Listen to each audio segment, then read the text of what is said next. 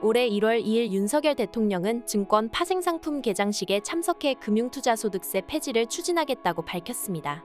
과도한 세금을 줄여 증권시장을 활성화하고 국제표준에 맞게 규제를 혁파해 코리아 디스카운트를 해소하겠다는 방침입니다.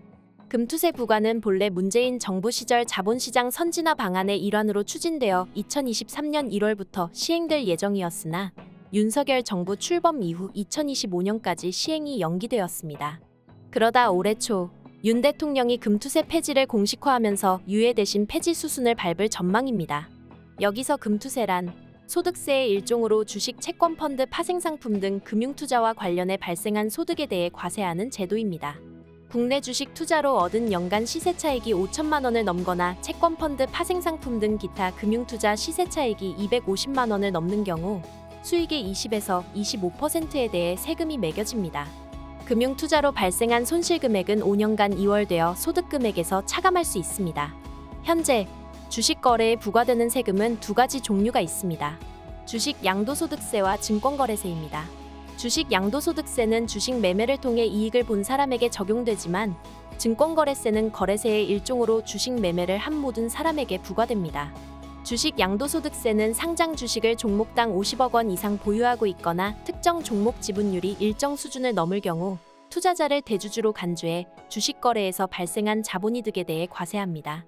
2025년 시행 예정이었던 금투세는 앞으로 대주주가 아닌 일반 투자자들의 양도차익에 대해서도 과세하겠다는 기조였지만 최근 폐지 발표로 일반 투자자들은 국내 주식을 통해 벌어들인 시세차익에 대한 세금을 납부하지 않아도 될 것으로 보입니다. 한편 정부의 금투세 폐지 추진을 두고 논란이 일고 있습니다. 금투세 폐지를 찬성하는 측에서는 금투세의 폐지가 투자자들의 투자 심리를 개선시켜 증시를 활성화할 것이라고 예상합니다. 또 한국 주식시장의 자금 유출을 막고 새로운 자금의 유입을 유도하여 코리아 디스카운트를 일부 해소할 수 있을 것이라고 주장합니다. 반면 반대하는 측에서는 세수 펑크가 심각한 가운데 금투세마저 폐지되면 세수 부족이 심화될 것이라는 우려를 표하고 있습니다. 만일 금투세가 폐지되면 연간 1조 원이 넘는 규모의 세수 증가 효과가 사라지게 됩니다. 소득 있는 곳에 세금 있다라는 과세의 기본 원칙을 거스르는 결정이라는 지적도 존재합니다.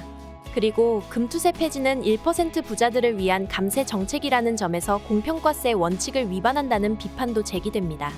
실제로 금융투자협회가 2019에서 2021년 주요 증권사의 실현손익 금액 현황을 조사한 결과 수익이 금투세 부과 기준 이상인 투자자는 전체 투자자의 0.9%에 불과했습니다. 마지막으로 금투세를 폐지하는 것은 국제 규범에 어긋나고 오히려 코리아 디스카운트를 확대시킬 수 있다는 우려가 있습니다. 미국이나 일본, 독일 등 선진국에서는 증권거래세를 없애고 주식양도세를 강화하는 방향으로 나아가고 있습니다. 즉, 증권거래세는 유지한 채 금투세를 폐지하는 것은 국제 규범에 어긋나는 것이라는 지적입니다. 이처럼 금투세 폐지에 대한 찬반 양론이 거세게 대립하고 있습니다. 찬반 의견이 분분한 가운데 금투세 폐지 여부에 대한 전망은 미지수입니다.